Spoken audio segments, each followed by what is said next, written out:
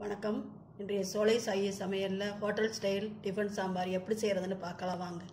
First tiffin சாம்பாருக்குள்ள masala ready பண்ணிக்கலாம்.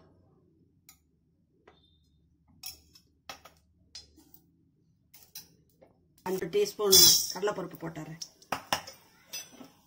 ஒரு teaspoon மல்லி போட்டாரு,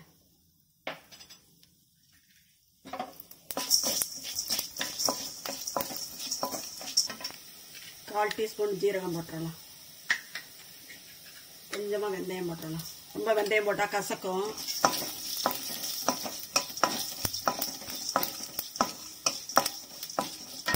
மிளகா 5 மிளகா போட்டுடலாம்.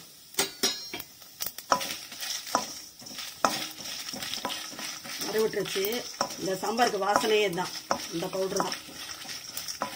காரை விட்டி அரைக்கலாம். மசாலா பவுட்ரு அரைச்சிட்டோம். காயை வதக்கி விடுவோம். லைட்டாக எண்ணெய் ஊற்றலாம்.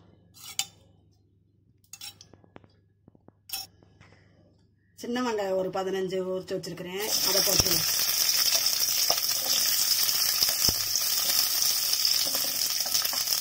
ரெண்டு பச்சை மிளகாய் போட்டுருவோம்.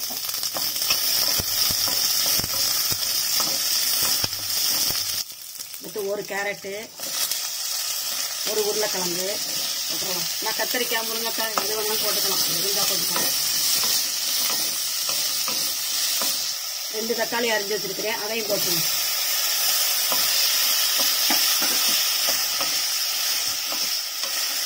கொஞ்சம் மஞ்சத்தூள் போட்டுடலாம்.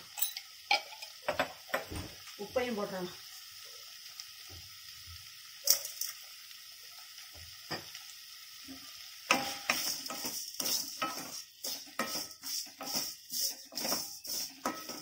நல்லா வதங்கிருச்சு. இப்போ மசாலா பவுடர் அரைச்சி வச்சோம்ல, அதை போட்டுருவோம்.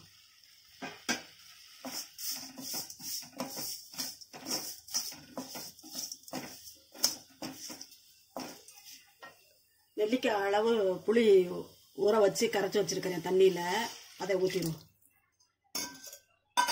பரங்கிக்காய் போடுவாங்க ஹோட்டலில், நம்ம போடலை, வெல்லம் போட்டுக்குவோம் லைட்டாக. ஒரு விசில் விட்டுறலாம் குக்கரில். ஒரு விசில் விட்டாச்சு. இந்த அளவு பருப்பு போட்டு, துவரம் பருப்பு போட்டு வேக வச்சிருக்கிறேன் 1/2 டம்ளரு. அதை இதில் ஊற்றிடுவோம். கழுவி ஊற்றிக்கலாம்.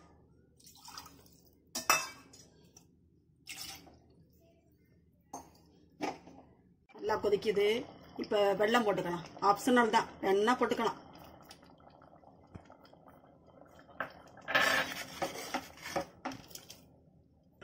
தாளிச்சு கொட்டிடுவோம். எண்ணெய் ஊற்றி காஞ்சிருச்சு. கடுகு போட்டாரு. சின்ன ஸ்பூனில் 1 ஸ்பூன் கடுகு போட்டாரு. வெந்தயம் போட்டுறலாம். 1 ஸ்பூன் வெந்தயம். 2 மிளகா போட்டுடலாம். வெங்காயத்தை போட்டுடலாம். போட்டு கருவேப்பிலையும் போட்டுடலாம். சாம்பாரில் போட்டுடலாம்.